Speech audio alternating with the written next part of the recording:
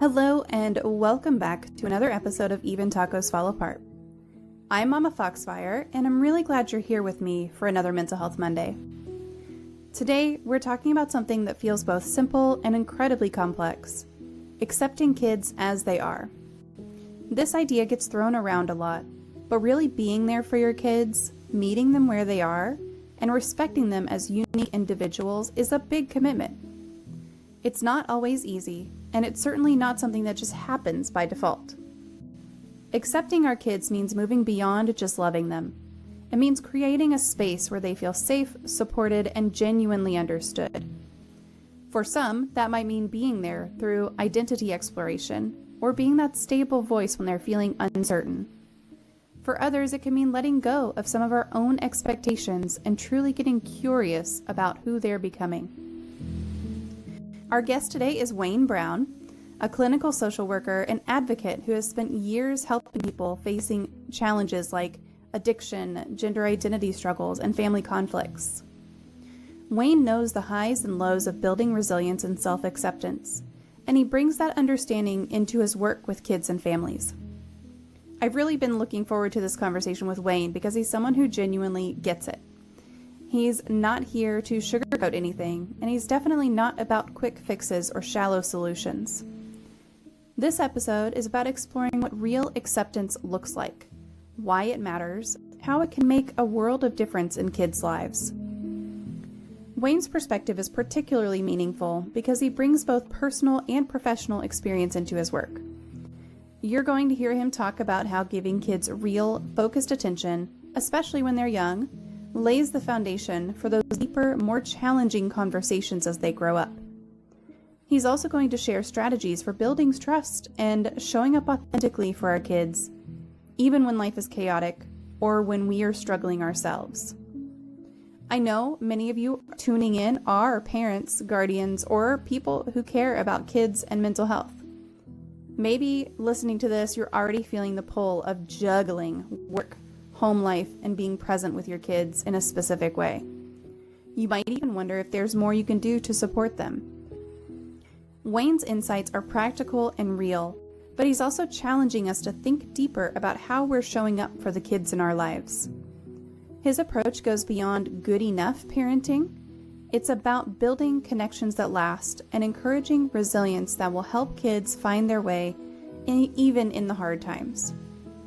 So grab a cup of coffee, sit back, and join me as we jump into this candid, thoughtful conversation with Wayne Brown on what it really means to accept our kids as they are. And as always, I would love to hear your thoughts or questions on this episode, so feel free to reach out or drop a comment. Let's keep this dialogue going because every perspective adds something valuable.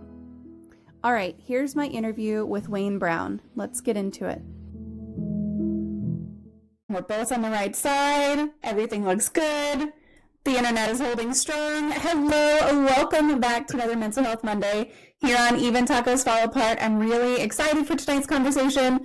I was having some technical difficulties a moment ago. So if that continues, you'll know, it just kind of is how it is sometimes.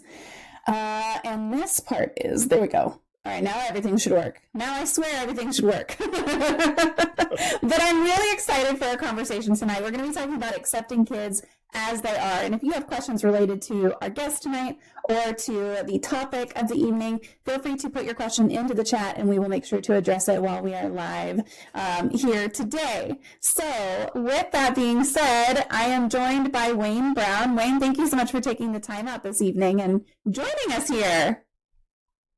Thanks so much. It's a thrill to be on here. Absolutely. So I'm going to tell you a little bit about Wayne. I'm going to jump into the interview. So Wayne is a remarkable individual whose life's journey has been marked by a profound commitment to helping others, both as a dedicated clinical social worker and a passionate advocate for individuals facing rare medical conditions. His story is one of unwavering dedication to promoting mental health, educational excellence, and fostering a stronger, more empathetic society. He has been tirelessly working since 2018 as a licensed clinical social worker, making a difference in the lives of countless individuals, and his practice specializes in serving high-risk patients facing a wide variety of issues, including addiction, gender-related challenges, positive parenting, and the critical issues of self-harm and suicidality. So his compassionate and empathetic approach has helped folks and families navigate these complex issues, providing much needed support and healing. Beyond his clinical work, Wayne is also the founder of the, how do you say the community? Acromegaly. Acromegaly. Acromegaly community. Okay, there you go. That's probably how I would have pronounced it, but you never know. Which is a nonprofit organization dedicated to advocacy and support for patients with this rare pituitary disorder. His journey from dedicated educator to social worker and advocate serves as an inspiring example of the profound impact one person can have on the world, making it a better place for everyone. And with that, I do have some links for y'all. So if you are looking to connect with Wayne, I'm going to post website, Twitter, Facebook, LinkedIn, Instagram, all of that. Feel free to connect. And again, Wayne, I'm so excited for our conversation tonight. I appreciate you just taking the time out of your day to join. Technology, listen, sometimes it's great, and sometimes it's a little bit of a bummer. As a social worker who survived the pandemic, we have gotten very used to dealing with all the wonderfulness and horribleness that technology has to offer. Yeah. I mean, you kind of have to, right? It's the way of the world now. Just everything is online and all of that. I mean, online school. My kids did online school at the beginning of the pandemic, and they're still doing stuff online, but it's amazing how far it's come as far as just like, wow, that's actually, technology that you can do something with now instead of being, oh, is everyone, doing the right thing? It's very different. It's come a long, long way. Yeah, we call it resilience in my business. Excellent. Yeah. Yep. I like that. So you went from being speaking of school and now mental health. So you went from being a teacher, right, to being a social worker. So can you tell us a little more about that and just kind of what inspired you to make that change? How did you get to doing what you're doing now? Well, it was not a direct path, as so many paths are never direct. I was an inner city school teacher for many years, social studies, everything from grades 7 through 11. Absolutely loved it. Without getting into the gritty details, there was a little bit of politics that got me to take a premature retirement from teaching, which is when I turned to running my charity full time. And that was absolutely fantastic. I founded Acromegaly Community because I was actually diagnosed with the disease back in 2004. And for those who are not familiar with the disease, which is most people, I'm sure, it's the same disease that Andre the Giant had, as well as many other celebrities. You can actually, we still have an up and running website. I've since retired from the organization, but our website is acromegalycommunity.com. And it was such a wonderful experience because when I was first diagnosed in 2004, there was no resources at all. And when I was looking things up online, all I could find was that it killed Andre the Giant at 50 years of age. And that was about it.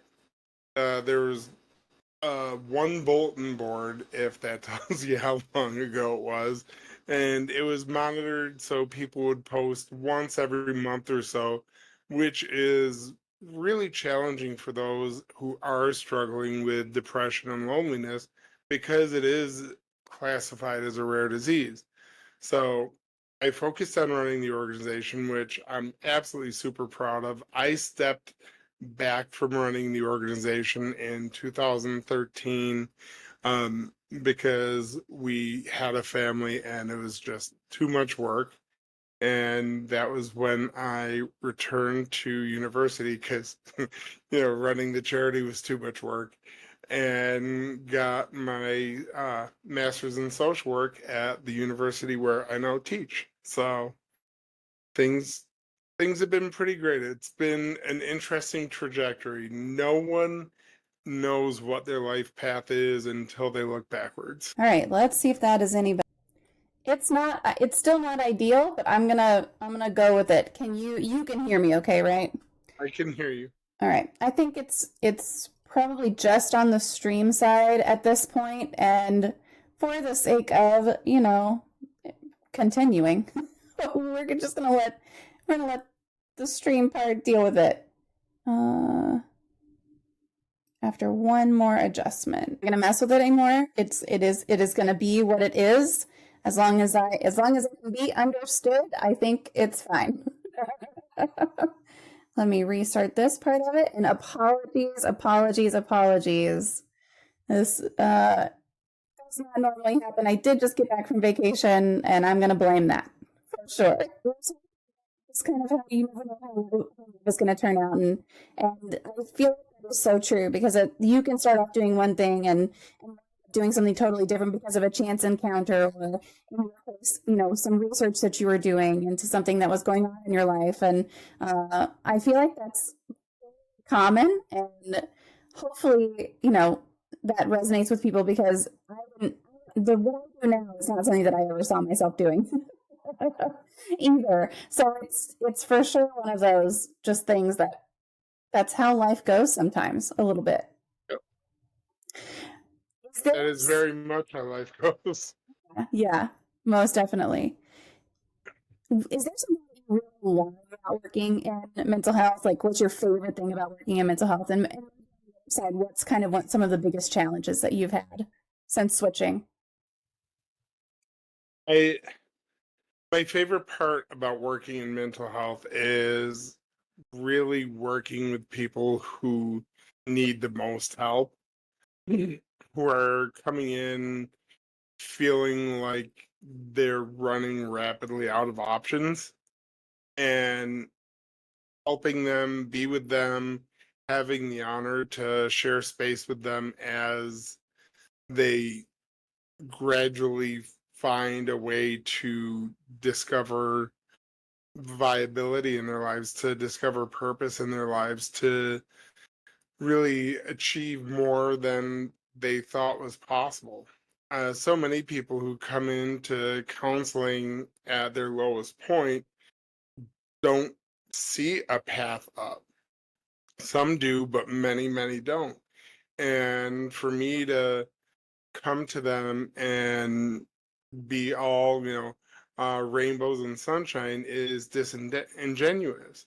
So it's meeting the client where they're at and slowly helping them to find their footing, and then relearning how to crawl and then to walk, and then having them, yeah, a month, 2 months, 3 months later, coming in and saying, Wayne, I'm really surprised, but I I feel better. Like they don't trust the emotion of feeling better. Mm-hmm.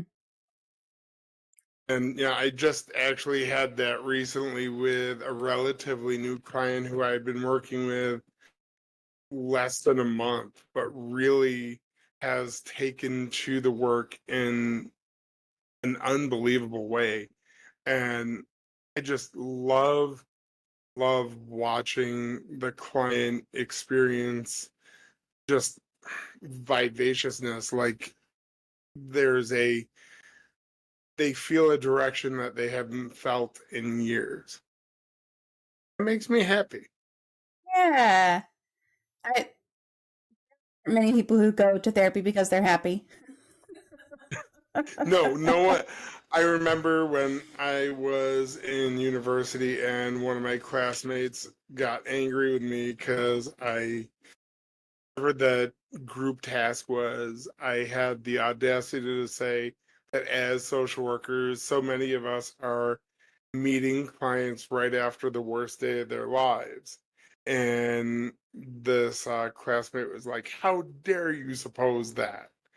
And many years past that class, I maintain that most people, when they're going into social workers' office for the first time, are coming in proximal to a really bad time. Mm-hmm. Yeah, that's definitely got to be challenging. I mean, because first of all, you never know what we're gonna be supporting someone through, but then also just generally speaking, it's not always something Well, super happy. is it challenging? Yes, but if it wasn't challenging, then it wouldn't be rewarding. Uh, meeting someone who is really struggling is it's just so rewarding to see someone figure out their why. Whatever why they're looking for, being able to be witness to their exploration and their discovery is so fantastic. And when dealing with adolescents who are coming to social workers are generally speaking in a really bad spot. They're coming to me largely because their parents or their guardians, their fosters have thrown their hands up. They are experiencing some sort of really challenging time in their lives, and they're not seeing a path forward. And with so many of my adolescents, the gender and sexuality issues go right hand in hand with the self-harm and suicidality issues. Hmm. And it's so incredibly important to be able to share that space with them and help them to feel safe so that way they can talk about their pain and talk about their fears and talk about once they figure out what their wishes are. Because so many of my adolescents, when I ask them, what is it that you're hoping for from our time together? They just look at me blankly and shrug. And it's not, being a coy adolescent. They genuinely don't know what to hope for because it's been so long since they've held hope in their heart. Hmm. And that is why I do what I do, because I like them. I like being with them as they figure out what to hope for. Yeah. Do you work mostly with kids or do you work with adults as well?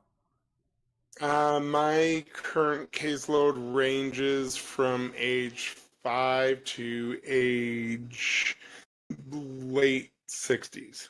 Okay. Do you ask the same So I question of skew, like, go ahead. I was just gonna say, do you ask the same question of adults as with kids? I just wonder, like, if when I first started meeting with my therapist, if she had said, what are you hoping from our time together? And I didn't have an answer at that time other than help. Honestly, that's one of my baseline questions in a first meeting or first meetings. What is why are we here? Why are we working together? What does better look like? Hmm. And then for some people, they don't know what better looks like, and that's okay too. Yeah, Yeah. not knowing. There's a great line in a song, if you choose not to decide, you still have made a choice. Not knowing what not knowing what better is still an answer to what do you hope better is. Yeah. Yeah. That's a good So point it as gives well. me a starting point. It gives me a Right. starting point to get you to the point where you get to know yourself enough that what am I hoping for seems feasible. Yeah, Yeah. but if life has denied you the ability to feel that you have free will for years and years and years, and then someone says, make up your mind, what is it you're hoping for? That the you get into analysis paralysis. There's so many options that no options exist. Yeah. Yeah. I can understand that most definitely. If I were to get this now, it definitely would be a conversation of like, I don't know. Right. And to which I respond in a disarming and friendly way, okay, cool, let's figure it out together. Yeah, that's perfect. Before I want to get into some things that you just kind of touched on, but before we get there, do you have an all-time favorite book or movie or something you wish more people would take the time to watch or read? Uh, my favorite book currently is a book that I just finished reading. It's marketed as fiction, but it is really, I don't know the author's background, but there's really no way it's not based in a whole lot of insight. Hmm. It's called Demon Copperhead, and it's written by Barbara Kingsolver. Okay. It's it's such a brilliant, brilliant book based in Appalachia and this boy who really struggles with drugs and addiction and poverty and growing up in a society that has no time or patience for people who are undereducated and without access to funds. Yeah, yeah. I've got a link to that book right here. So if anybody wants to go at it, I just put it on Goodreads. So you're welcome to get in there. But that sounds really interesting. I do love that book. When I'm looking for relaxation, I tend towards more goofy, easy movies. Nothing too cerebral because I spend a lot of days being cerebral. Yeah. Um, so like right now, my favorite TV show is Ted Lasso because it's so warm and you can't walk away from an episode really feeling badly. And then, my movies skew towards 80s pop culture silliness like Beetlejuice or the like. Hmm. So is one that Uh, I really really love. I feel like I was actually just talking about this with Florida today because we were talking about the relationships in that show and just that it's not all about the romantic relationships. It's about friendships and all these different like they're not friends necessarily, but they're peers and like how does their relationship develop? And it's so just refreshing to watch a show like that. I absolutely love it. Everything about that show is about building connections. It's about Yeah. reinforcing how we engage with each other. And one of the things that I love about it is that all of the relationships are flawed. Yes. Yeah. And we're all human. We are all by nature flawed. So why not add some reality to our programming and show people who really are trying to get along in the world and are not perfect, that the kiss is not on cue. Sometimes the kid has bad breath, or sometimes the person who we most need is someone who we desperately don't get along with. Not everything in life is going to be pitch perfect. And I think that's why I love the show because it's got a positive reinforcing message that says, you know what? Life is a struggle and sometimes you win. Yeah. Yeah. Ted Lasso should be required viewing. I agree with that. You should have to watch it. It's funny because my little sister recommended that show to me and was like, "But have your tissues ready," which is not a warning for me because I've got tissues everywhere. But Without a doubt, I have shed more than a couple of tears watching that show. yes, it's such a good one. It really is. Okay, well, we are going to move into the topic tonight, and I'm really excited to talk about a lot of this. But I do just want to note for those of you who are here in the chat, due to the technical difficulties I was having earlier, apparently some things still aren't working. But I think the bot should be working by now. Hopefully it's working by now. And if it's not, then we'll just do without it tonight. But I think it should be going. It should be good. So retry everything that y'all have tried so far. If you would like to, it might be working. We'll see. All right, so we're talking tonight about kids and just accepting how kids are. So what does it mean to truly accept children as they are, and why is that important for their development and their well-being in general? I think the most important thing that any person, whether you're a parent, a caretaker, a teacher, teacher's assistant, a guardian, foster, whatever it is, to accept a child on their word, at least initially, to be present, to be available, and more important than anything else, to genuinely be an interested listener. Mm-hmm. Uh, Especially when children are young, they have a million stories to tell us. And many of them, let's be honest, don't make the most sense. Kids can tell us stories that are the most important thing in the world to them. And to our adult ear, who's worried about paying the mortgage, who's worried about what the boss said to us at the end of the workday, who's thinking about the weather, who's thinking about the election, who's thinking about, who's thinking about, who's thinking about, the kids' noise is just that. Yeah. And while it's easy to dismiss it as this isn't important to me, this isn't relevant to my immediate needs, it is the most important thing in that child's world. Mm-hmm. And for the 2 minutes that it takes to give that child undivided attention, to tell them, to have them tell you about their day, is worth the world to them.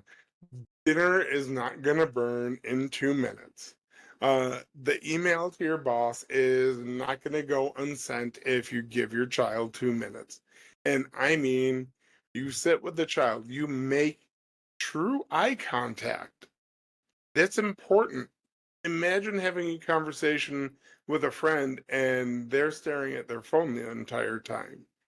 How seen and validated do you feel?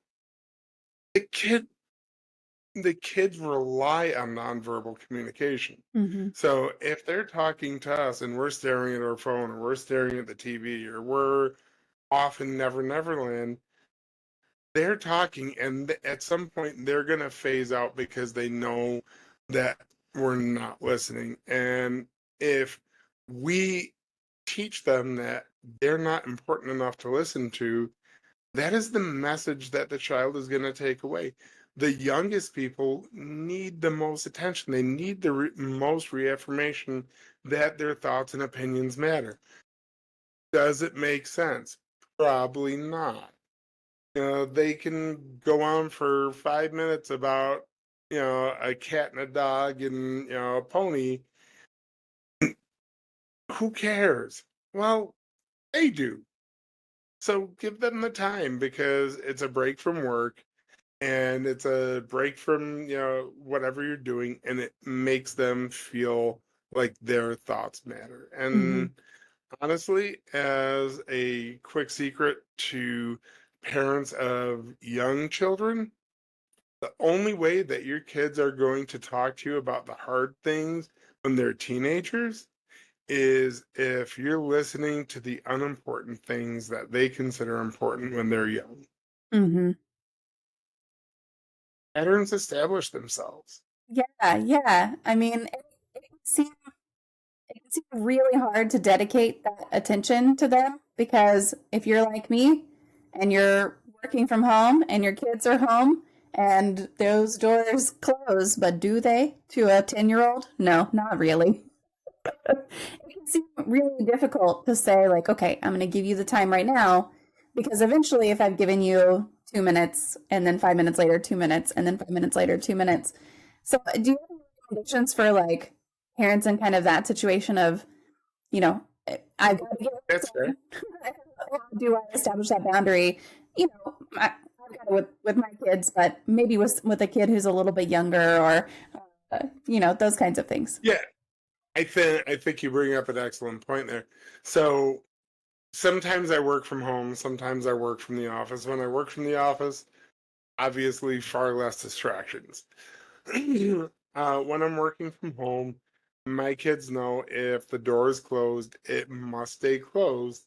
And the trade-off is that when the door opens, they get my undivided attention. Mm. And that's the trade-off we have. Now, the reason they know for me that the door stays closed is if dad's at work, there's someone on the screen, and that person works with me because I can keep their privacy. Yeah. So they understand that when dad's working, just popping in isn't okay.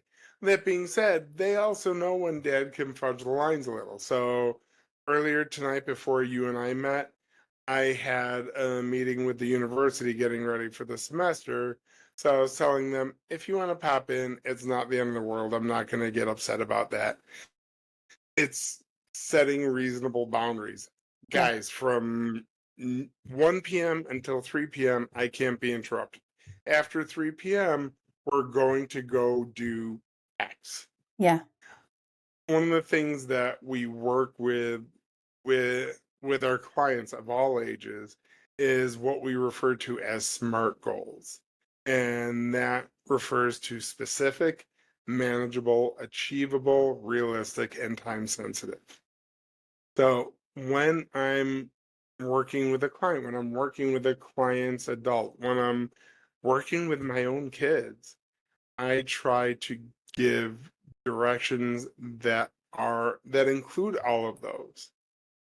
Because if you're setting goals that do not include those 5 things, they're they're too ephemeral to really Mm-hmm. mean anything. Going back to your first question of, what happens when I ask a client what better is, and they're like, I don't know. What we want to do is get them to a point where they can know themselves enough to answer that. Mm-hmm. So, like, when as we near, because believe it or not, December is not that far away. We're 5 months from there. As people start to prepare for New Year's resolutions, one of the things that I frequently will talk to or joke with clients about is how the busiest week of the year at the gym is January 1st to 7th. And usually by January 20th, it's back to normal. Mm-hmm.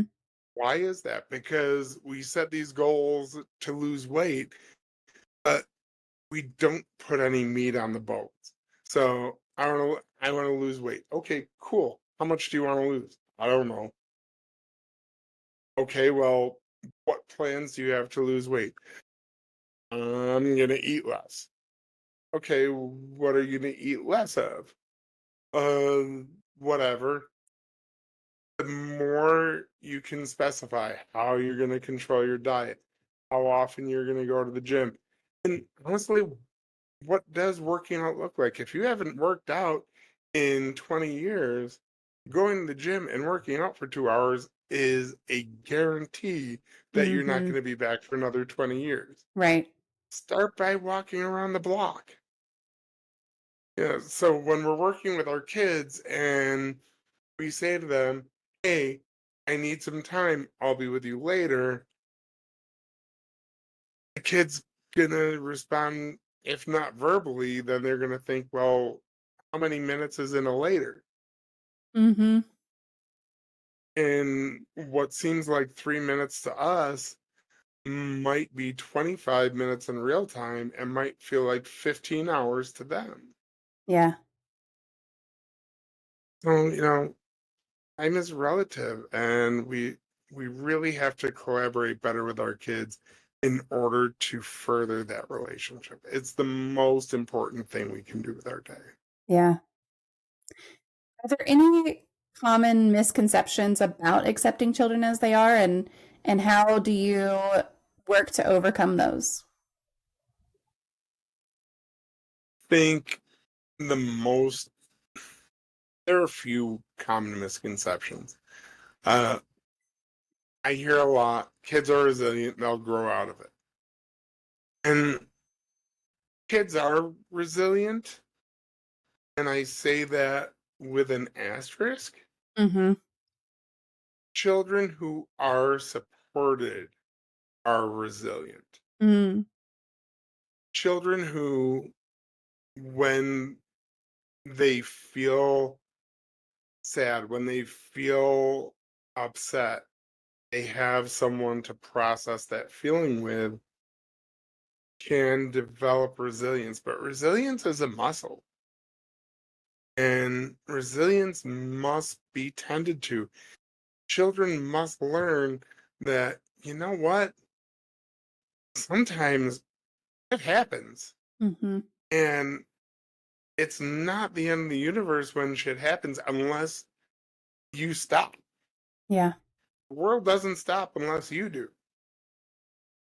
So I like to work with the adults in our kids' lives on helping the kids to learn to be resilient, helping the kids learn to be self-sufficient. And part of being self-sufficient is giving them a reason to believe in themselves. Mm.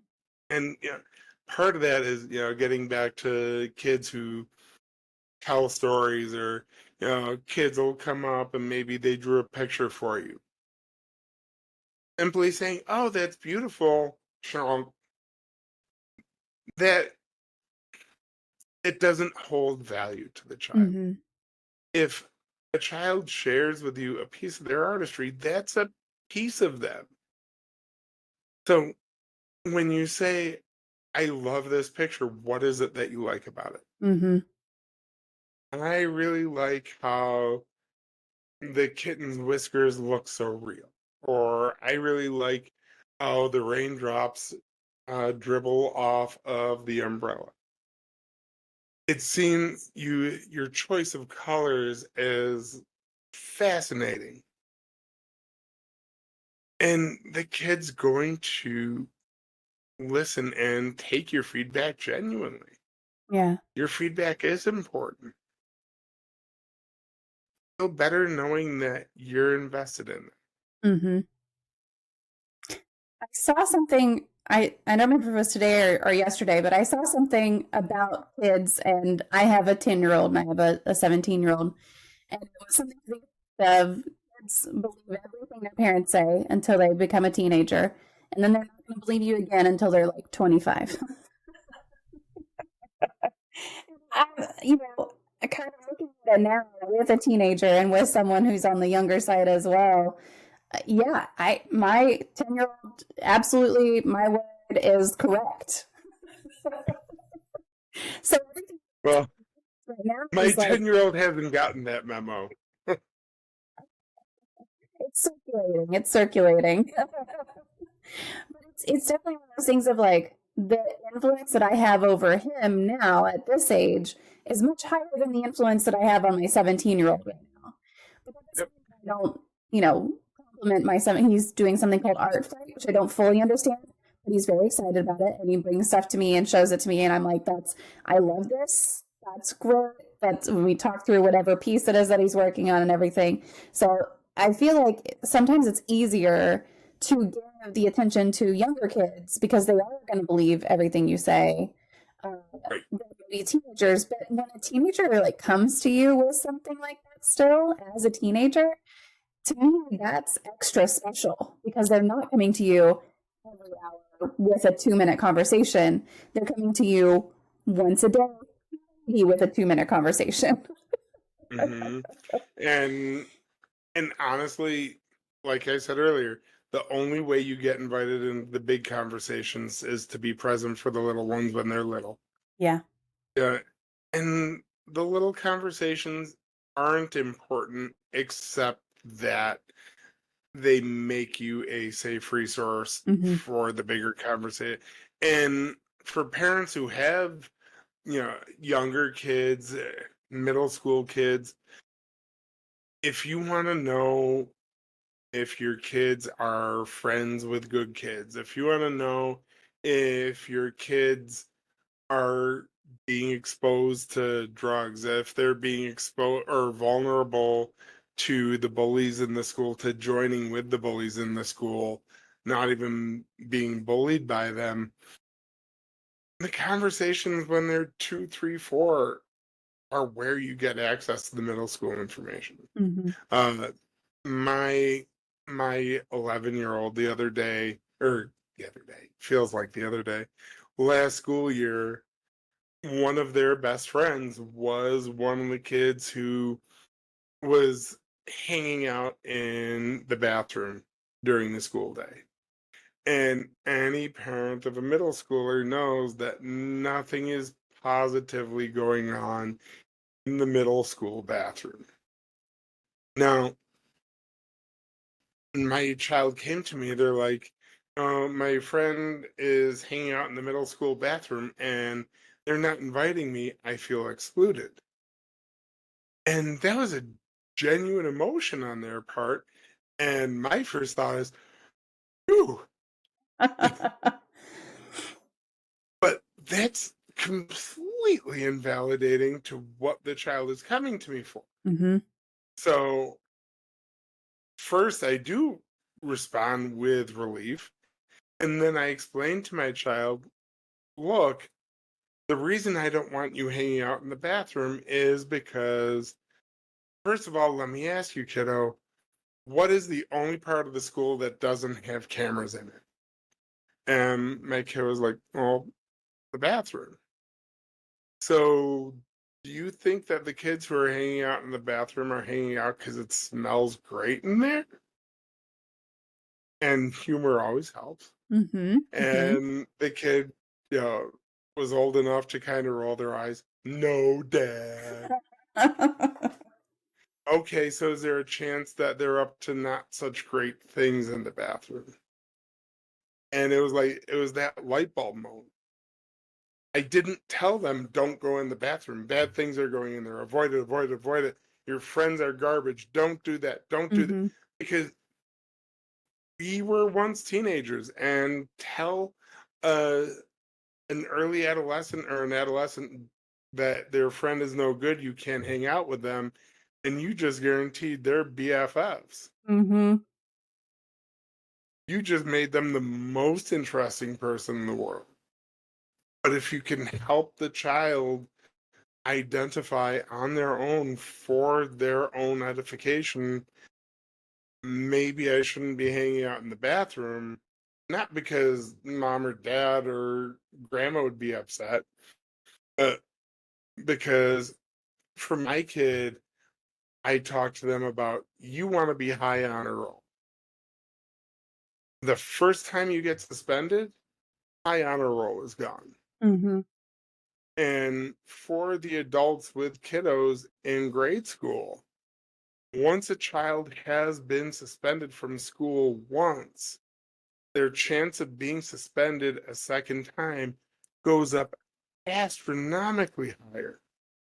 And as the suspensions accrue, so uh, when you're helping kids to make the choice, you're helping them to formulate their own reasons why not to do something, Yeah. why it is important to make a yes choice or a no choice. And for my kiddo at the time, one of their big incentives was they were really working to achieve high honor roll. That was a goal that was extremely important to them. And I explained to them, you know what? The second you get suspended, because you could be in the bathroom and not doing anything, and your friends get caught and you're getting suspended too, kiddo. Right. And as soon as you get suspended, high honor roll goes away. The respect that you get from your teachers goes away. And once a child is suspended for the first time, the odds of them being suspended for a second time go up astronomically. Mm-hmm. And the more a child has negative run-ins in the school with suspensions or with in-school suspensions, the correlation between that and being involved with the judicial system goes up rapidly. Mm-hmm. So we're planting seeds when they're young to get the trees when they're older. Yeah. Yeah. And that's an important thing that can get really easily just kind of brushed to the side a little bit. There we go. That's okay. It's just a technical. It's Monday. It's Monday. Mondays. Your It's internet fine. is having a case of the Mondays. Yes, yes. So you've done a lot of challenging things across your career.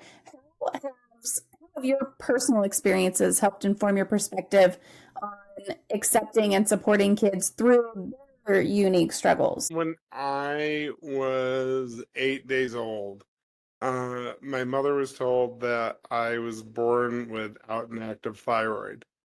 And at the time, no infant had ever been put on Synthroid as an infant. Um, they started me on it because the doctor was like, we could try this or your kid can die. Oh my gosh. So, I was put on this medication as an infant. It was never prescribed to any infant before me. As time went on, I think by the time I was 2 or 3, one of the pediatricians at our local children's hospital told my parents that if I were to survive, that I would be extraordinarily small and extremely mentally delayed. Wow. Um, I'm over 6 foot tall, and I think I'm doing okay intellectually. Seems So, like yeah, so I guess my entire life has been random challenges, and I was always taught no matter what the experts say, you keep going because the experts only know what they currently know. Yeah, And when I was born, there was nothing written about infants on synthetic thyroid. So yeah, they weren't giving my mother incorrect information. They were giving my mother current information. right. And so yeah, I'm very much of the mindset that if this is something you want to do, then let's do it. Let's figure out a path forward. And that definitely informs how I treat my students, how I treat my clients, how I treat my clients' families. There's no such thing as too long of odds to try. You just gotta, my recommendation is you gotta know what it is that you're hoping for in the end. Now, is the final result going to be what you hoped for in the beginning? Absolutely not. Right. I am very much a subscriber to the John Lennon lyric, life is what happens to you while you're busy making other plans. Yeah. So sometimes we plan for A and we get B, and B is a million times better than we would hope. Sometimes we plan for A and we end up way over in number 17. And maybe it's better, maybe it's worse, but usually it's just different. And wherever we are, that's where we're at, and we go from there. And helping people figure out their path is, I've always had people growing up who pushed me beyond what I thought I could do. And honestly, that is the absolute definition of privilege. Not everyone gets that in life. Hmm. So for the people who give me the honor of sharing space with them, I try to be that person for them. Yeah. And, sometimes it takes a carrot, sometimes it takes a stick. Usually it takes both. Mm-hmm.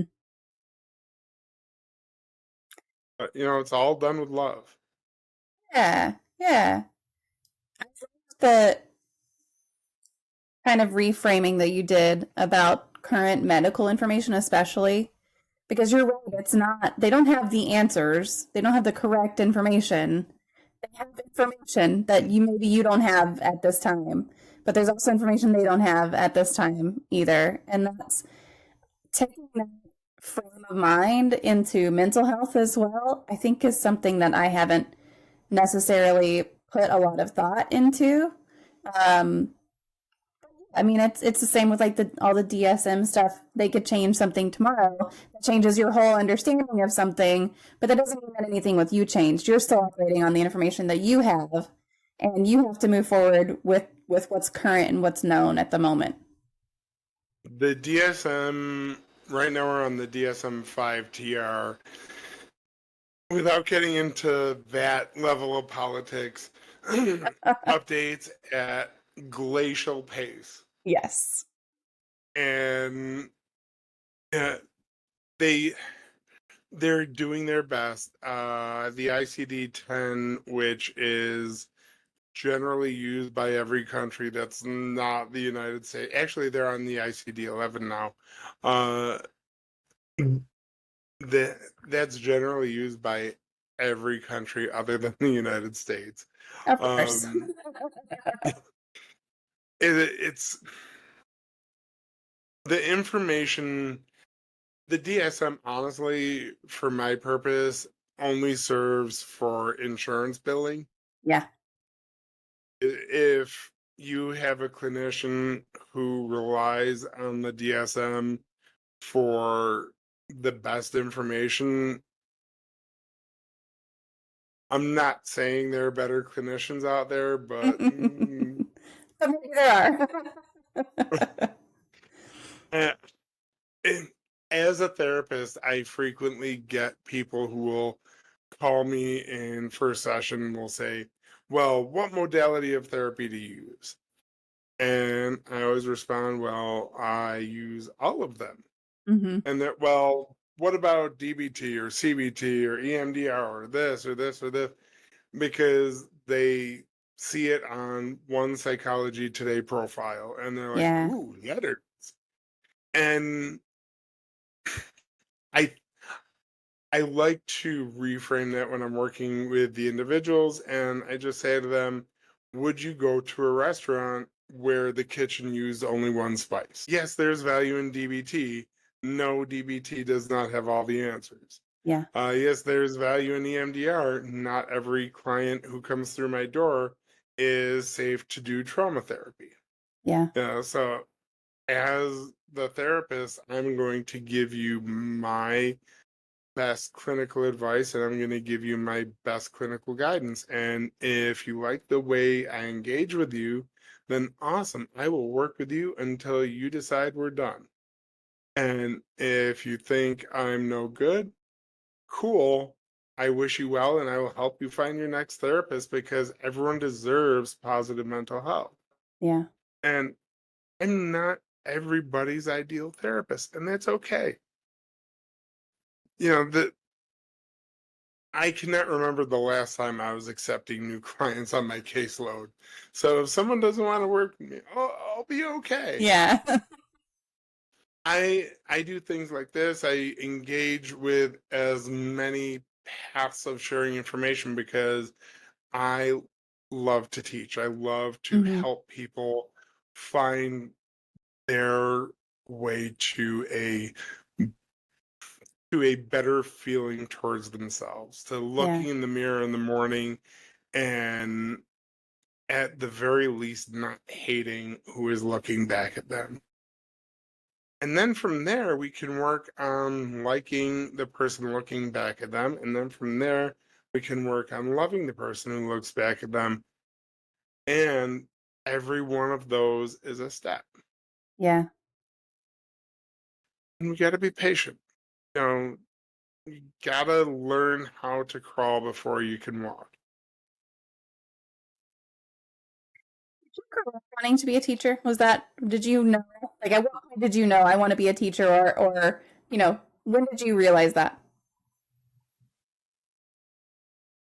I remember very early on really loving to help others. Mm. One of my first teaching positions, the teacher who pushed into the classroom, the special ed teacher who pushed in the classroom, always said that I was a social worker in a teacher's position. Um, the funny part is that when I was in grade school, I was the worst student. I absolutely hated school. I was bored by it. I had no interest what the teachers were talking about, and I was so many teachers' worst nightmare. So many of the teacher comments, if you could find my report cards, were probably, Wayne can do better than this. And in there is kind of its own lesson, because just because a child doesn't get straight A's in school doesn't mean you give up on them. It Yeah. means that they're they haven't discovered their why yet. And when I went to college, my first couple of times, I had bumpy entries.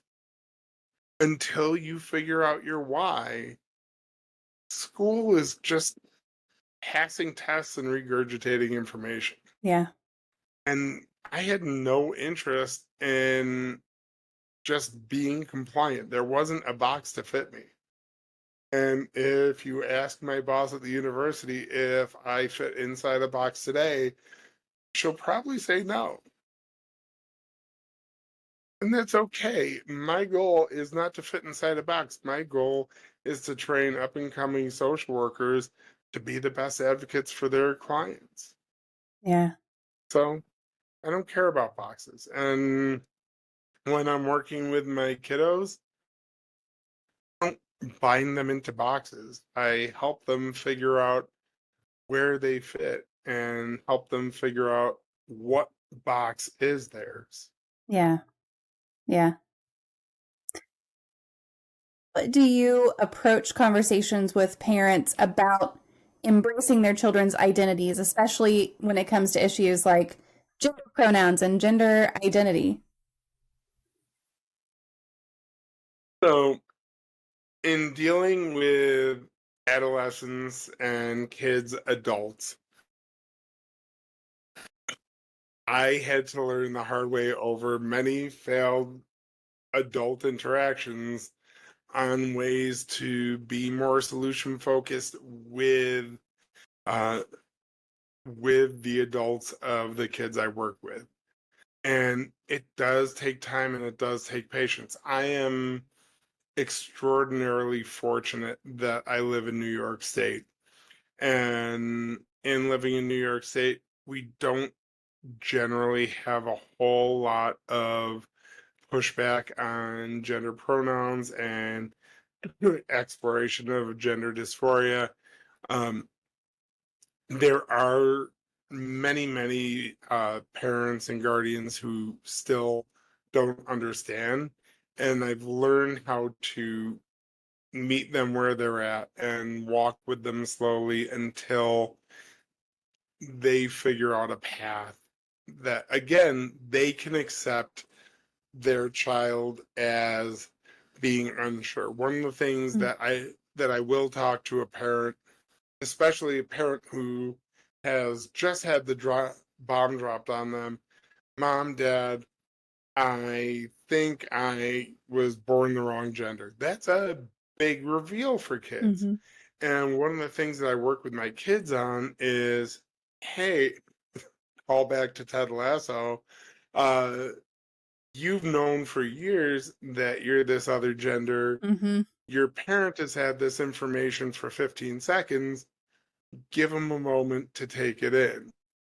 Uh, I think that when parents can be talked to and given space and given the understanding that they can work towards acceptance. Too many times it happens where kid will make one approach, the parent responds strongly, the kid says this will never work out. So both sides, for me, I want both sides to communicate. I want the child to explain this and this and this and this is important for me to understand, for you to understand. And for the parent or the adult, it's this and this and this and this is why I'm struggling. Mm-hmm. And the parent may not have words to describe what they're feeling. Uh, they just know that they're scared for their child. Um, I'm a Gen Xer. It is still astounding to me, even as a therapist, watching this generation come up and genuinely being open and interested in kids' exploration of their gender and sexuality without judgment, without criticism. And it's really facilitated, I'll tell you, it's facilitated some of the older clients who I've worked with to begin to say, you know what? I grew up during Reagan, but I don't feel like I'm living the life that I wanted to all those years. And so, I have some adults who maybe they're not coming out of the closet, but they're feeling around for the light switch. Mm-hmm. And I enjoy helping them figure that out too. Because gender and sexuality really is more fluid than my generation grew up believing. Yeah. Yeah, and so I get to be part of the process. One book that I do want to recommend for parents who do struggle in engaging with their kids, it's called No Drama Discipline, and it's by Daniel Siegel and Tina Payne Bryson. It's a quick read. You can really probably whip through it in less than a week. And what I like about it is it gives very specific, bite-sized items that parents can do, that adults can do to more effectively engage with their children, to more effectively effectuate change. Because I'm sorry, I have heard every reason in the world why spanking works. And I will put up a library of published information against, well, my parents did it to me and I'm just fine. No. No, you're not. Yeah. You're super not fine. Otherwise, you wouldn't become so defensive and angry at someone challenging what your parents did, because I don't know about you. My parents were not perfect people. No You parents know, are. I'm a parent, and my goal is to raise my kids confidently enough that they can be better parents than me to my grandchildren. Why? Mm-hmm. Because they're my grandchildren, and you better raise them well. I'm doing the best I can. You will hopefully have more information to be a better parent than me, Yeah. and go you. Yeah, so I do. One of the things that I love about the no drama discipline is it has given many of the parents of my clients a path past spanking. And for those parents, it's so funny to me. They will come back after a few weeks, because the first week they're always like, well, this is crap. There's no way it's going to work. My kid needs corporal punishment to listen. Mm. And usually a week after it stops as a pattern, the parent comes back and they're like, better, but they're still pushing back. Well, kids are supposed to push That's back. a You that's a did. kid's whole job. Right. Yeah, when you were a kid, did you accept everything your parents said as wholly correct? Because if Yeah. you did, you're the only kid ever. Uh, As 2, 3, 4 weeks go by, the parents or guardians will come back and be like, wow, you know, my kid and I have a way better relationship now. Right. And I'll say, right, kind of, I knew that was going to happen. Hmm. And they're like, well, how did you know? Here's a library of Yeah. evidence that tells you why I knew. Hmm. It, the data is out there and it is irrefutable. Spanking does not work. Yeah. Even, and I love the even ifs because I love parent even ifs. Because when I get a parent even if, that means they're actually hearing what we're talking about. So even ifs don't scare me. Even if you're just patting your kid on the bottom, Hmm. the child's brain does not differentiate between a pat on the bottom and cutting a switch. Mm. Now, cutting a switch is far more severe and can have longer implications, but the brain does not differentiate in the threat. Yeah. The threat is there of bodily harm. Hmm. And a kid who just gets a pat on the bottom who's never gotten a switch doesn't know what a switch is to compare it to a pat on the. Yeah. So having a conversation with your child. When my kids were toddlers going into preschool, they tantrum just like every other kid in the known universe. And all I would do is while they were sitting on the ground, I'd sit on the ground with them and I'd wait and wait. I'll sit on the ground with the kiddo and listen to them cry, listen to them cry. As they settle down, I will very politely say, are you ready to talk yet? And that frequently will rage them right back up. Mm. And then I will sit and wait and wait and wait very patiently. Eventually, they'll calm down. And usually, their calming down does concur with them running out of air from screaming so much. And I will say, are you ready to talk yet? And there might be a second or a third round of the ramping up. All in all, it might be 15 or 20 minutes, but the kid will pick up on the pattern. And eventually I'll say, are you ready to talk yet? And they'll say, yes. And I'll ask them, can you tell me what you were so upset about?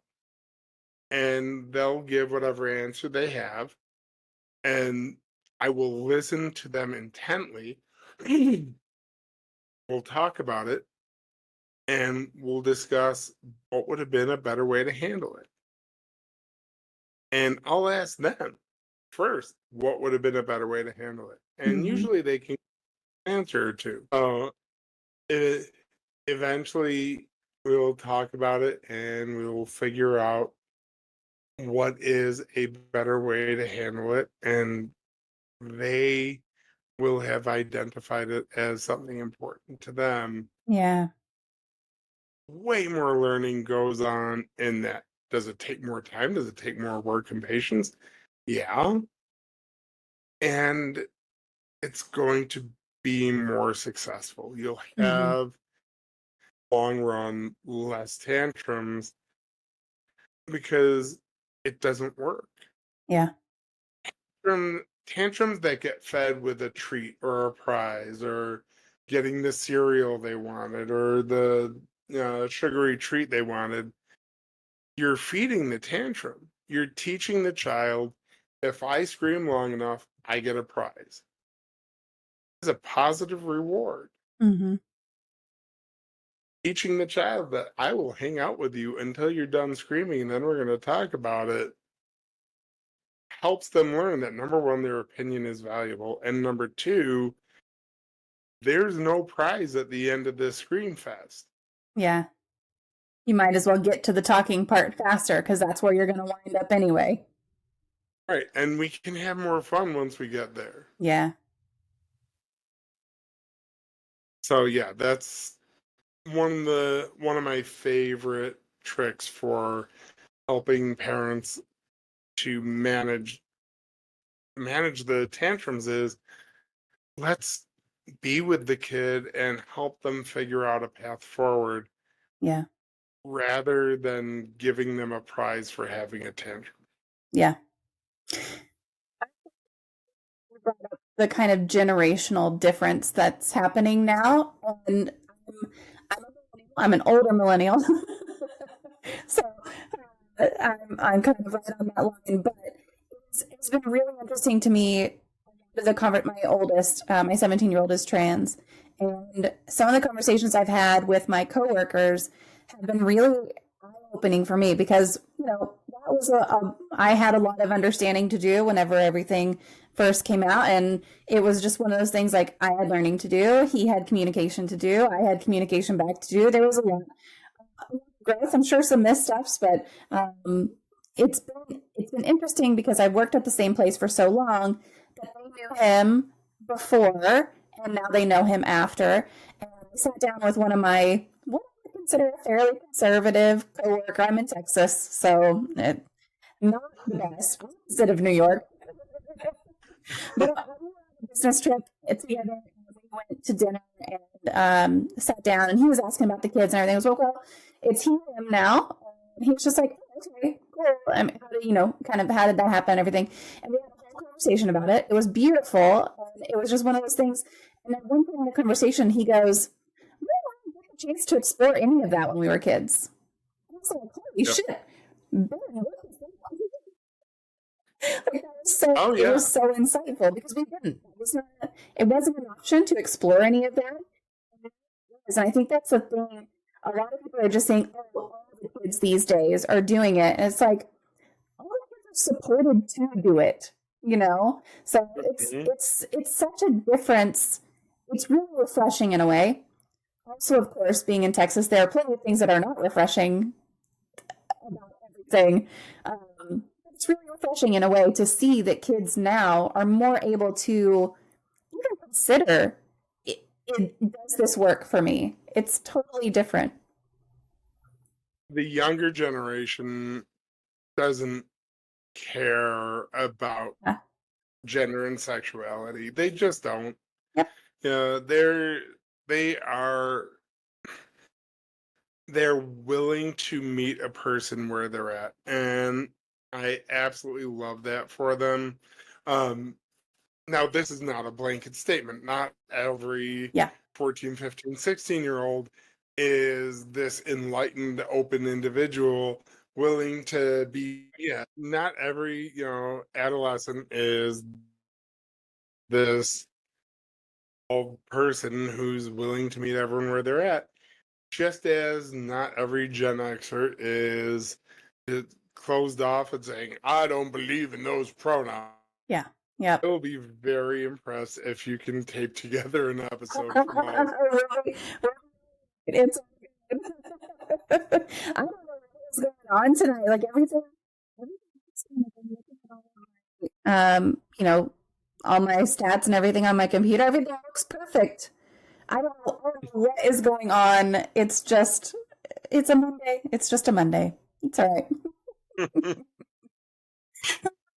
So, yeah, like I was saying, not everyone of my generation, not everyone of the older generation is going to be unpliable, just as not everyone of the younger generation is going to be open. But I think the kids that are coming up are leading in a way that I find very reassuring. Yeah. It's really impressive. It's really fantastic. I'm not saying there aren't problems anymore because by God, there are. But You know, it's getting better, and I'm excited for that. It's better than when I I was a wait, kid. I wake up and the work I do, the people I work with, I do feel like there are rays of hope, and Yeah, maybe I am biased by, my worldview, but I feel like there is a path forward, yeah, and that the kids that I work with they're growing into stronger people because they're having the space to grow and the space to figure out who they are and not, again, not be put in a box. yeah, absolutely. So if there's a parent who comes to you and they're just like, I don't know how to support my kid who's struggling with something like self-esteem or gender identity or some other challenge, what are some practical strategies that are pretty universal no matter what your kid is going through? What are some practical strategies that parents can use to support their kids? Um, Is going to be rehashing a lot of the things we've talked about tonight. It's good listening, it's genuine engagement, it's Mm, being with your child. There is so much value in going out for a cup of coffee or an ice cream cone, or uh, in going and hanging out at the mall or what have you. And don't don't just say, "Hey, I'm here for you. Now spill it." Your child is going to come to you. Your child is going to share with you as you earn their trust. mm, And the more you push them, come on, trust me now, trust me now. Do you trust me now? Come on, trust me now.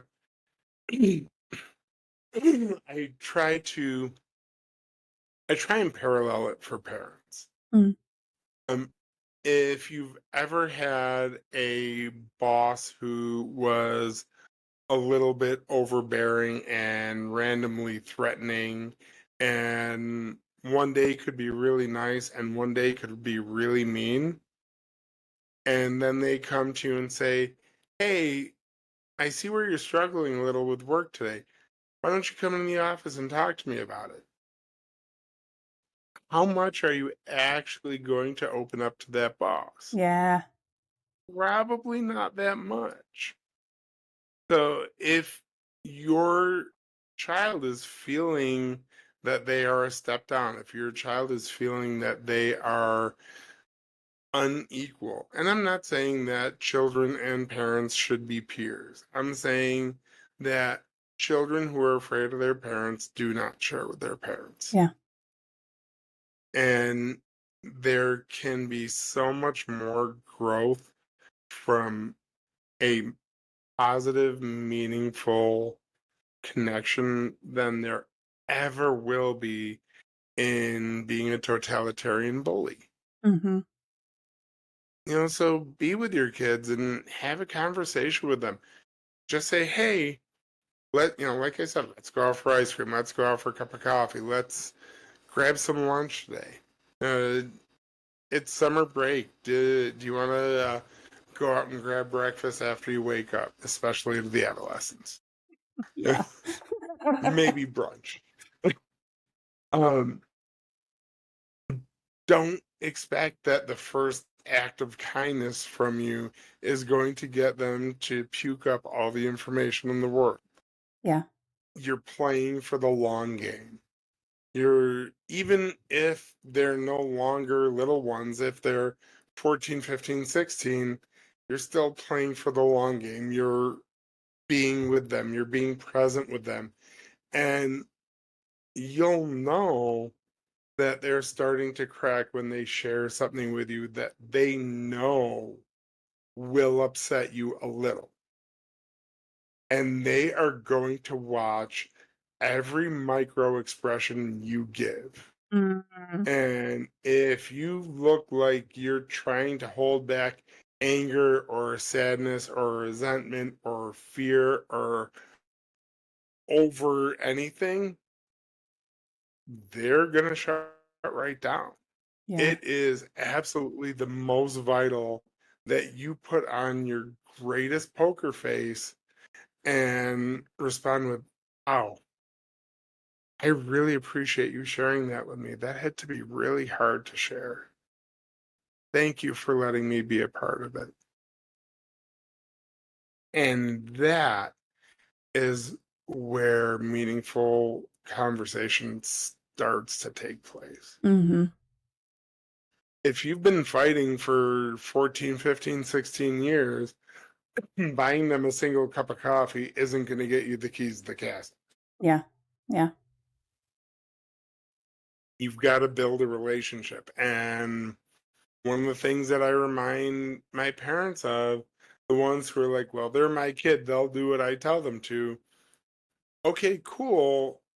You can think that, but do you want to meet your grandkids? Yeah. Because if their only experience with you is as being one of their primary childhood bullies, you're probably never going to meet your grandchildren Mm-hmm. because they're going to protect their child from their childhood bully, Yeah. as they should. Right.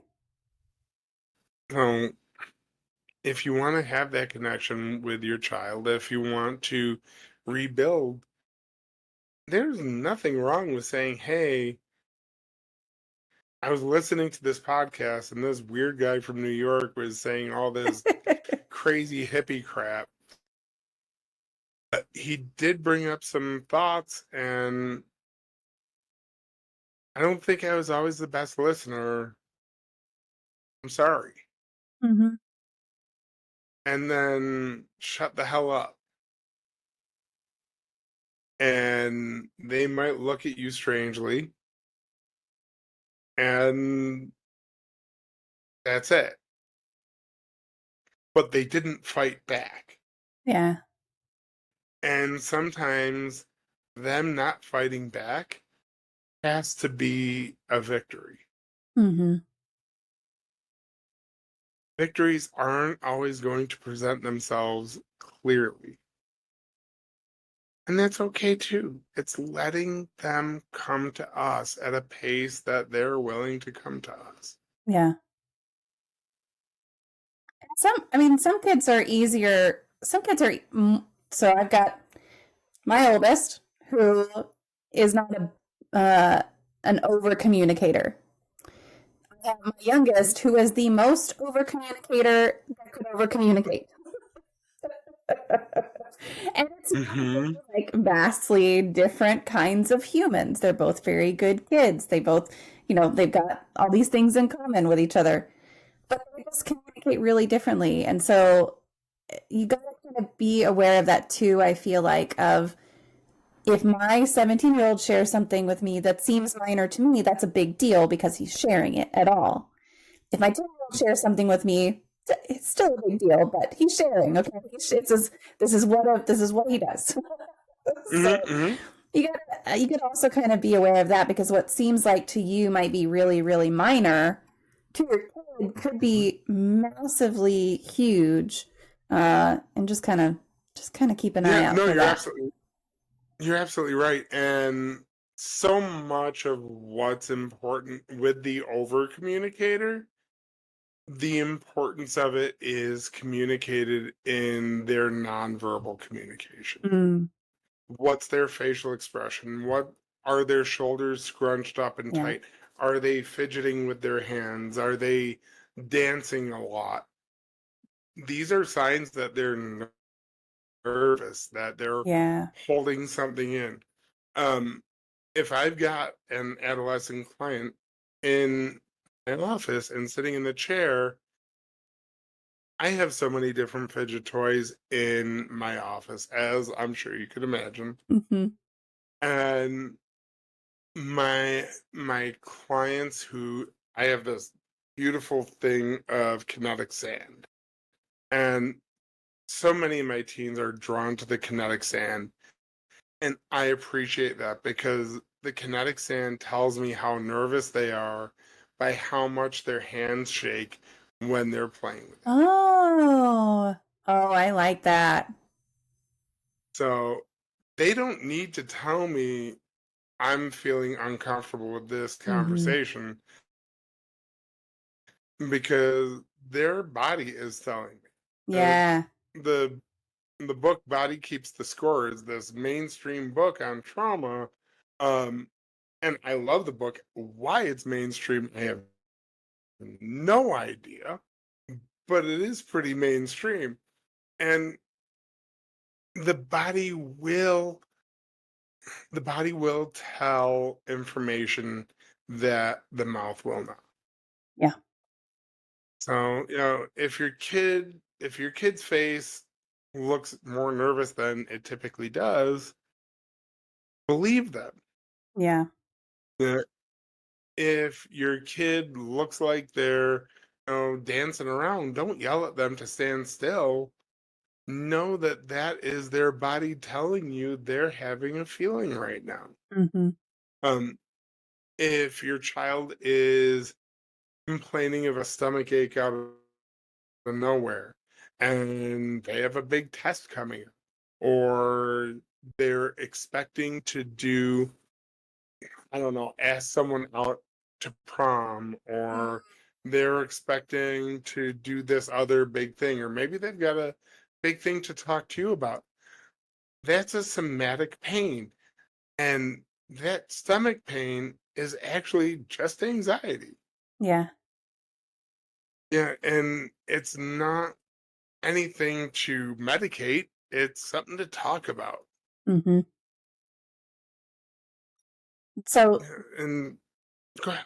I was just going to say, just yesterday, my 10-year-old came home a day early for various reasons from his dad's. And I got home, and he and my older one were playing Fortnite together. And then, one of them was at the dining room table, one of them was back in his room. And my 10-year-old was getting really upset. And so I had him pause, and we sat and talked about why he's getting really upset and what he could do differently and all this stuff. And then he went back to playing the game. He got really upset again. And he was like, I'm done. I'm done. That's all. Can we sit down? Can we sit down and cuddle? I was like, yep, let's sit down. So we sat down and cuddled. And then it was time for me to cook dinner. So I cooked dinner. I had frozen pizza. Okay, look. It was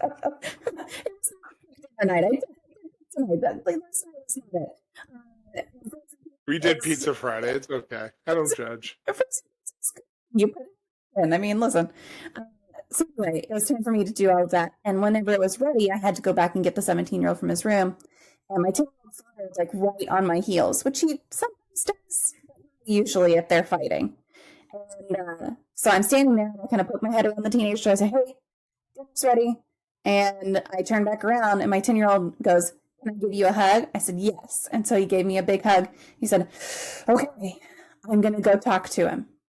And I was like, you just needed to get you needed to get yourself in that state so that you could be like, I'm ready. I'm ready to go have this conversation.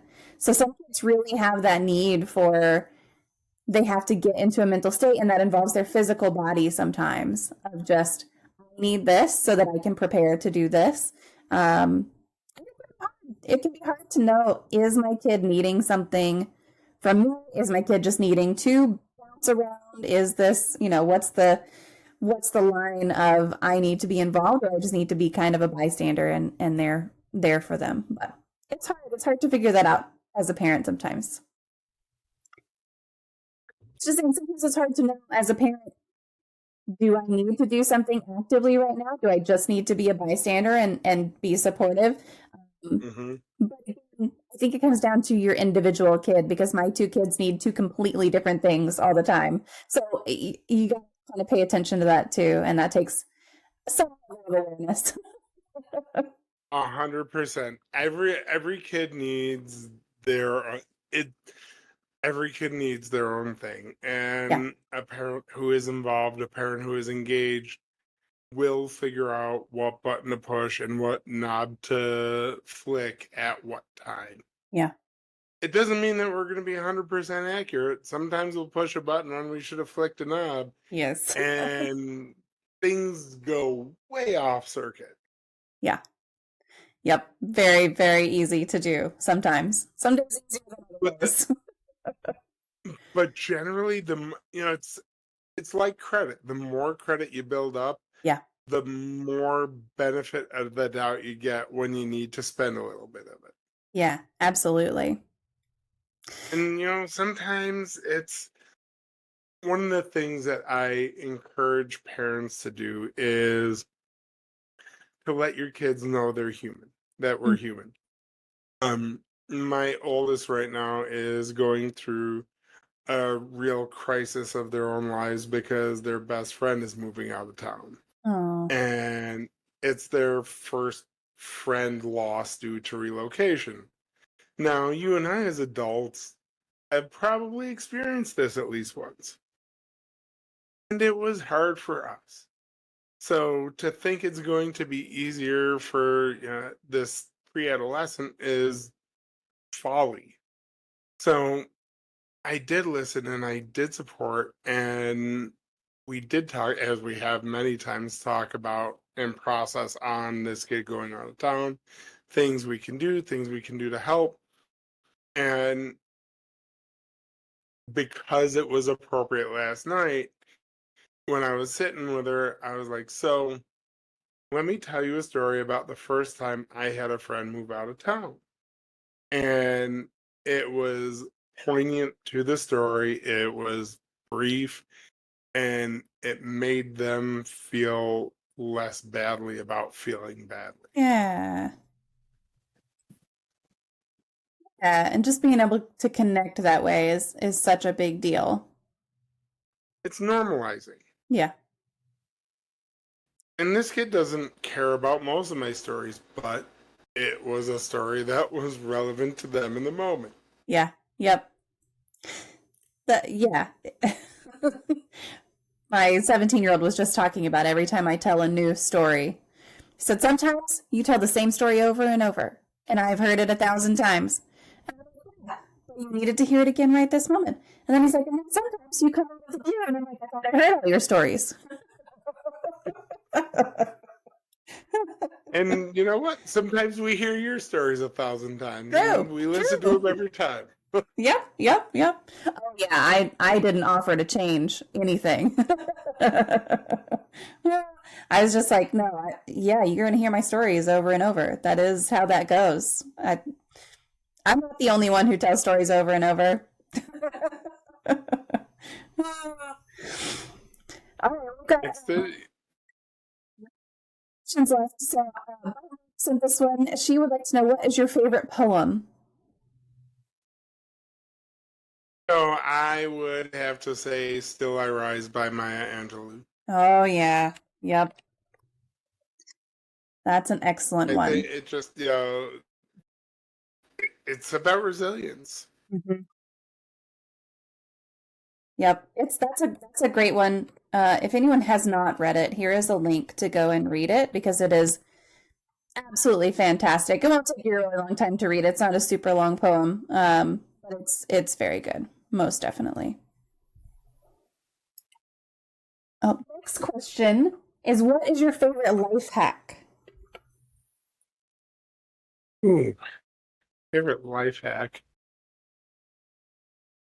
Coffee in the morning. Yes. Yes. When I went back to get my master's in social work, I was literally awake 20 to 22 hours a day, every Oh day, my 7 days gosh. a week. And I fell in love with this small micro coffee brewery in Round Lake, New York called Death Wish Coffee.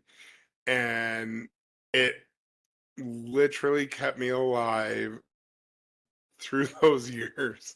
That's awesome. Death Wish Coffee, #1 organic and #1 fair trade. Let's see if this is the right one.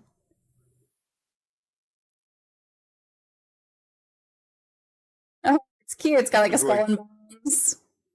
Yep, that's the one. That's awesome. Okay, well, I'll post it. Not that anything is related to them at all, but if anybody's interested in checking it out. All agree. Like coffee in the morning is absolutely necessary. And my kids both know that I am a coffee drinker as well. This morning, I had been in meetings and everything, and I stepped out, and my oldest said, "Did you have coffee yet?"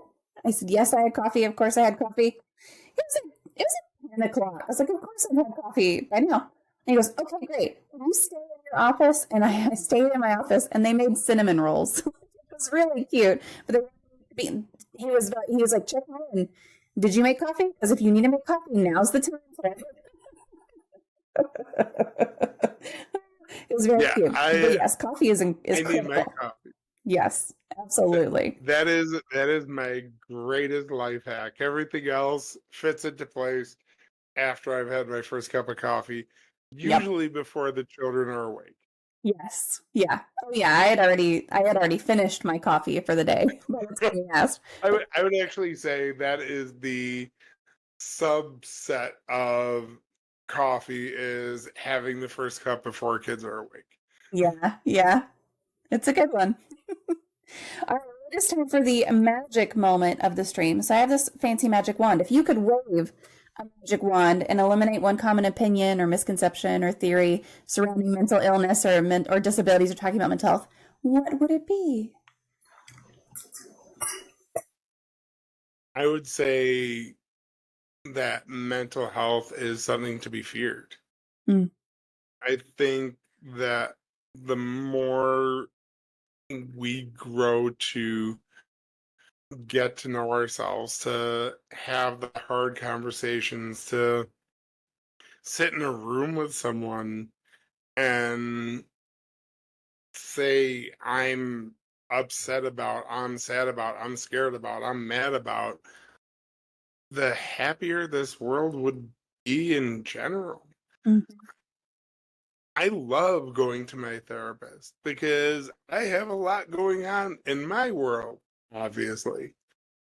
And we all think the best part about therapy is that we as a society are so attention starved. There are so many things that are calling for attention that we don't always have the time to be seen, to be heard, to be understood. When you go to therapy, when you go to your counselor, that is 1 hour of your life that the person who you're sitting with is on the edge of their seat, interested in every single word you say. And how cool is that? mm-hmm. And there are times where I'll go to therapy and we'll be having these really deep struggle sessions where I walk out and I feel like I just went 4 rounds with George Foreman. And there will be other days where maybe things are going kind of good and it'll get, an hour of talking about what's going on with current events, which for this is so important. And I don't want to go down a political rabbit hole, but I am going to introduce the elephant in the room. There's a lot of politics going on, as there Yeah. will be for the next 5 months. And whatever side you support is the side you support. And if your child supports the other side, Ooh. it's an opportunity to demean them or insult them or run them down. It's not an opportunity to teach them why they're wrong. Because when I was growing up, I grew up in a household where I supported one side and my family definitely supported the other side. And my memories of that election is while they didn't say I was stupid, they had enough dog whistles towards stupid that that's what I heard. Yeah. So we're all in our fields this upcoming election, Mm-hmm. and letting your child explore why they support or don't support someone is so important. Mm-hmm.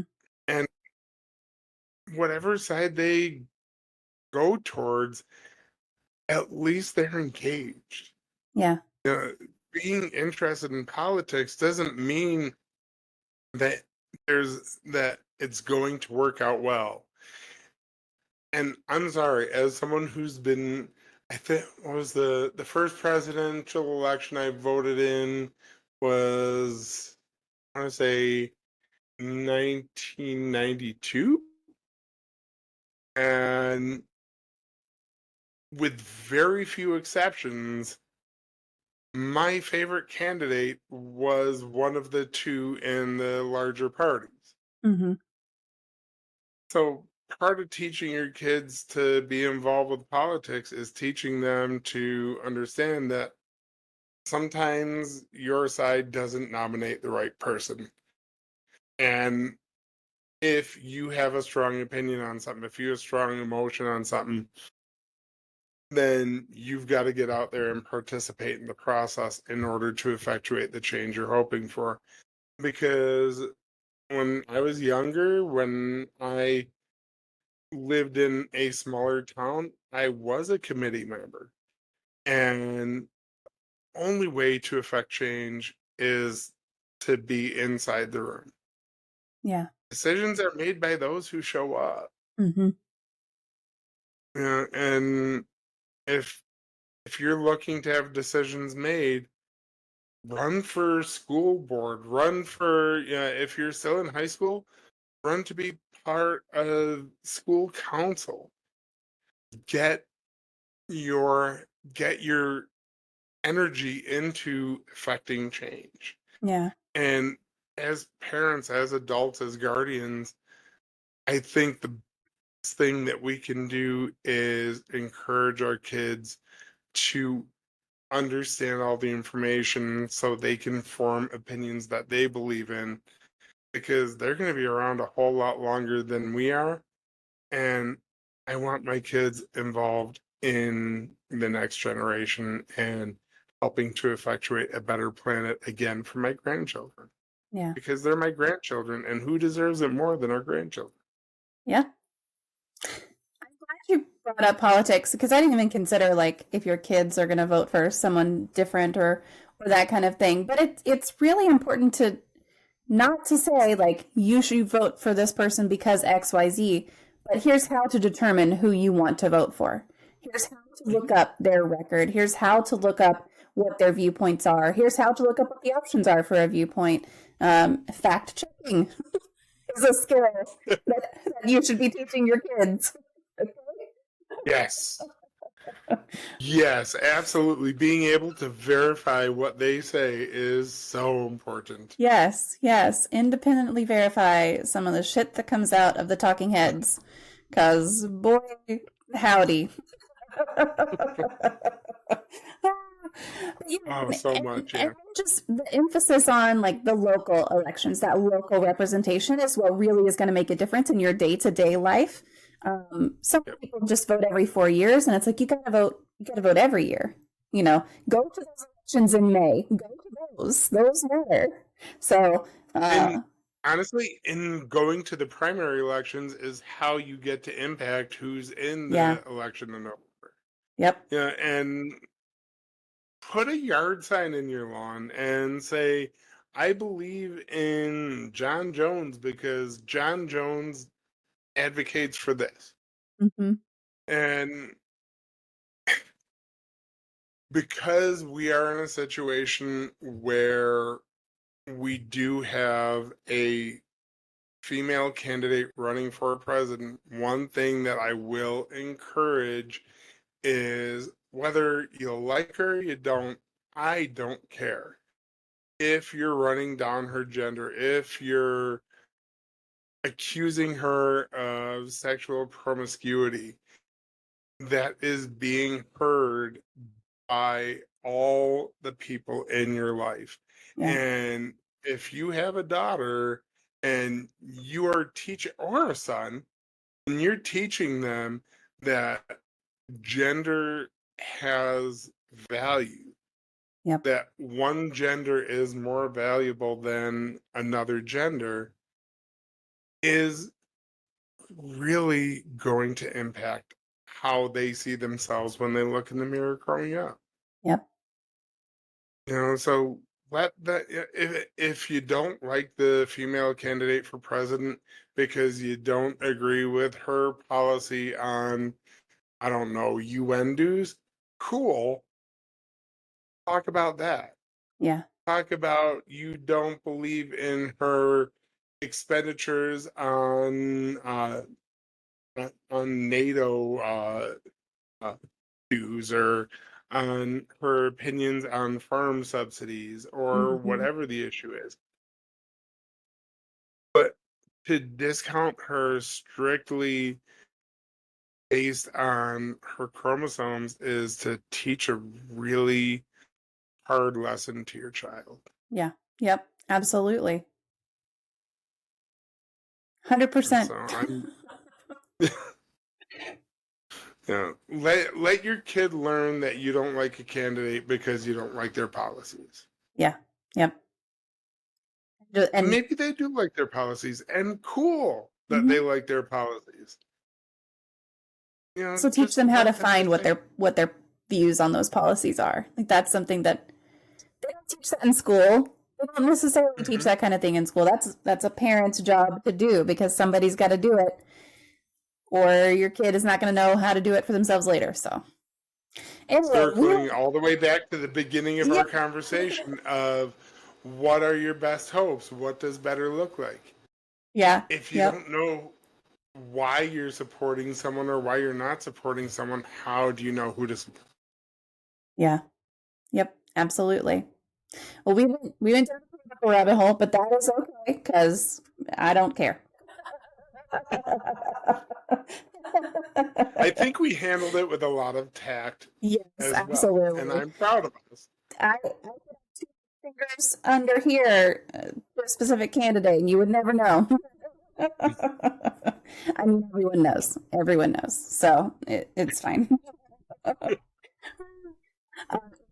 Most beautiful thing I'll say, if you're in Texas like me and you think that your vote doesn't matter because you're in a red state, you're wrong.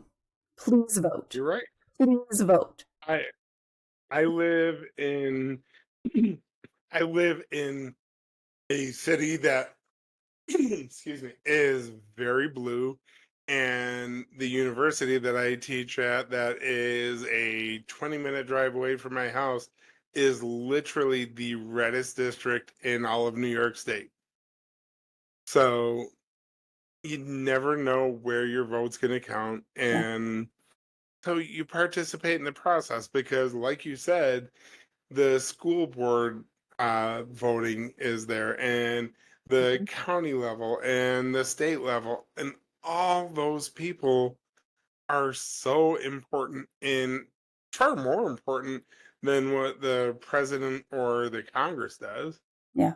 uh, Ultimately, the primary job of the president is to sign legislation. They just say yes or no Mm. on the final bill. Their importance really is not that significant in your day-to-day voting. Whether or not you get a parking ticket for parking on Main Street is more relevant to your life, and that's an election that is going to have way less than 80 million people show up. Yeah. Yep. It is. And if it's important to you, you get involved, you show up, maybe you run for office, and you do your part to effectuate the change that you most believe in. Yeah. Yep. And we model that as parents. We model that as adults. We One of the things that I always encourage all my clients, adults, the whole 9 yards, when you're out in public, always assume that someone's recording you. Yeah. Uh, Everyone has a video camera in their pocket.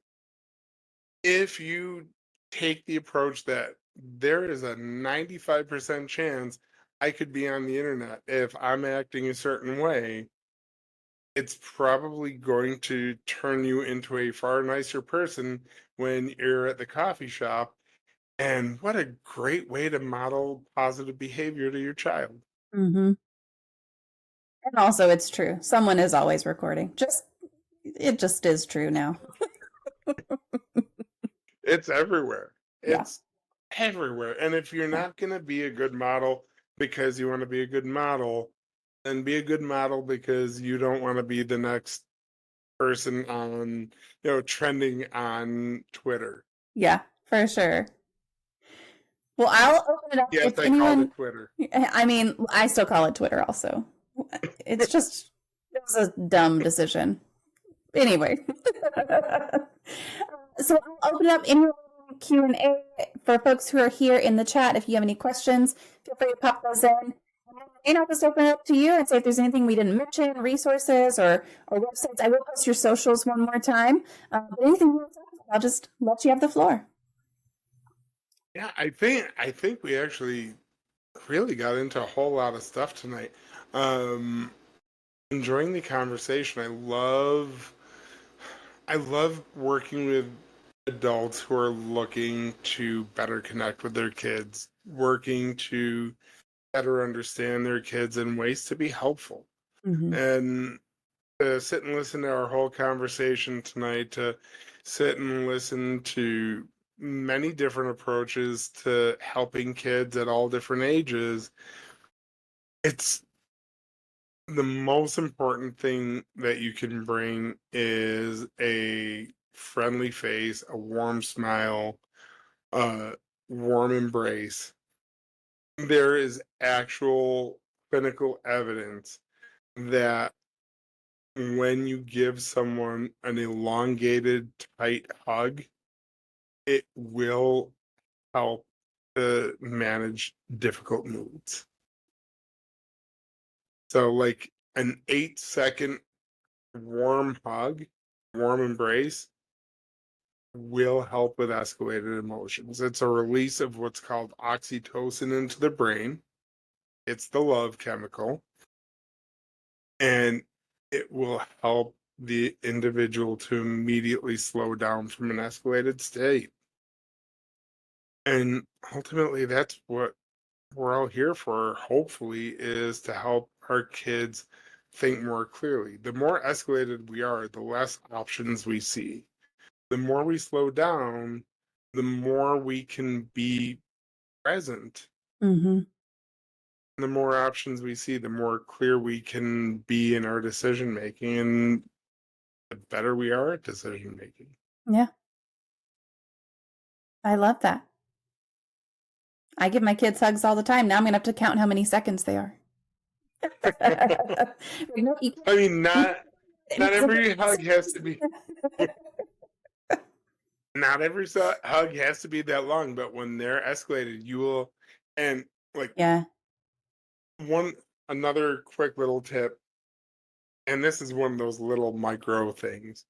You'll notice when you're talking with your kids and they're having you're having an emotional conversation, they're processing through something really big, and they're thinking and they kind of go quiet for a minute, and then all of a sudden you get that's a good thing. That is the peak and release of a large emotion.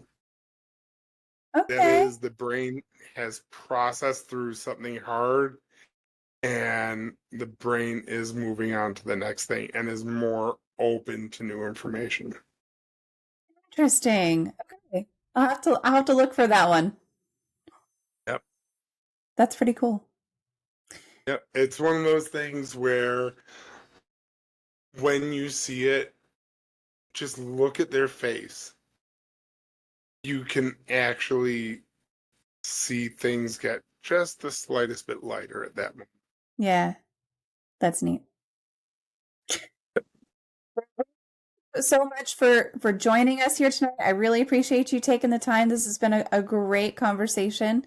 And just, yeah, thanks for hopping on here despite the technical difficulties. It's been fun in spite of the technical difficulties. I can't wait to hear how it sounds on the other side. It'll be great. I'll get it all together. It'll be wonderful. And you'll still be able to tell there were some issues, but it's a good conversation. That's what we're really really matters, is whether the conversation was good. So Absolutely. I'm so excited to hear it, and this is really, it's been interesting. I hope I can be helpful. And anyone who has questions, I'm only licensed in New York State, but if you do reach out to me and you have questions, I'm more than happy to talk with anyone in any state or across the world as far as ways to help connect with your kids or connect better with your kids. I love that. And if you're looking to connect, I did put all of those links down in the chat. So LinkedIn, Instagram, website, Facebook, Twitter, all of them, they're all down there. So feel free to connect. And that's how you can get in touch right there, is through those links.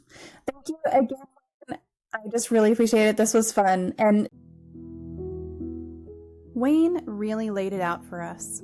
Accepting kids as they are isn't about being perfect or always having the right answers. It's about showing up, listening, and making kids feel safe enough to be themselves. That's something we all need, and it's just as relevant for adults as it is for kids. When we stop trying to fit people into neat little boxes, we create space for real connection and growth, which can make all the difference. Wayne gave us some important reminders about giving our kids the room to talk, respecting what's on their minds, and being aware of our own reactions. Whether you're a parent, guardian, or someone who wants to support kids and young adults in your life, hopefully this conversation sparked a few ideas you can bring into your own world. Maybe it's as simple as putting your phone down for 5 minutes when your child wants to share something. Or maybe it's having the courage to ask a hard question and actually stick around for the whole answer. Whatever it is, know you're doing something real for your kids when you meet them where they are. If you enjoyed this episode, please consider leaving a review, hitting the like button, or subscribing to the podcast. Your support helps the show reach more people, which is what Even Tacos Fall Apart is all about. Creating a community where we can talk openly about mental health, resilience, and the messier sides of life without judgment. And if you have thoughts on today's episode or want to share your own experiences, I would love to hear from you. Drop me a comment or message, and let's keep this conversation going. Thank you for being here, and remember, it's okay if things don't always come together perfectly. You're not alone in that. So until next time, take care of yourselves and take care of those around you, and keep showing up in whatever ways you can. See you on the next episode of Even Tacos Fall Apart.